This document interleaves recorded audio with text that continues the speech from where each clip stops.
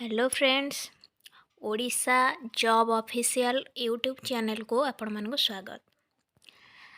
सांग माने गोटे पोस्टाल गोटे पोस्ट बाहरी जहाँकि 2021 तो पोस्टमैन वैकेंसी बाहरी एमर पोस्ट तीनोटी रही जमीक एमटीएस पोस्टमैन पोस्टल असिस्टेंट 20 नवेम्बर 2021 रु फॉर्म अप्लाई ऑनलाइन रे स्टार्ट हो एवं 20 डिसेम्बर पर्यंत यार लास्ट डेट अच्छी। तो इंटरव्यू डेट एपर्यंत आसी नहीं, आसिले आपण वेबसाइट रे यार अप टू डेट पाइपर।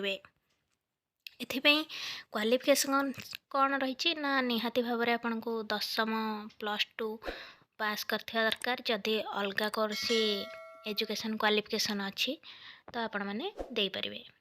एथिपाई एज लिमिट रही 18 वर्ष रु 27 वर्ष। तो एज रिलैक्सेशन ए रही ओबीसी मानक 3 वर्ष, एसटी एससी कैंडिडेट 5 वर्ष एवं डिजेबिलिटी एवं एक्स सर्विसमैन कैंडिडेट मानक 10 वर्ष रही।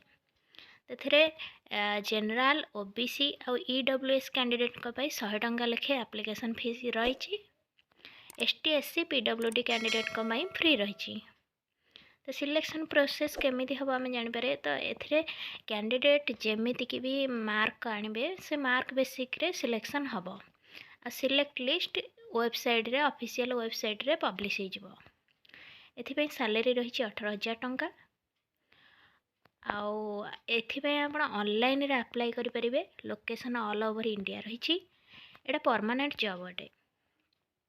तो एथिपाई डॉक्यूमेंट आमर रहुची qualification certificate.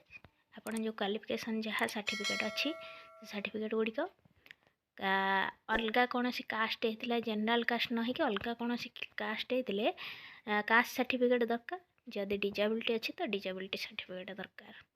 Passport size photo, आधार कार्ड ओरिजिनल एवं 10th सर्टिफिकेट दरकार।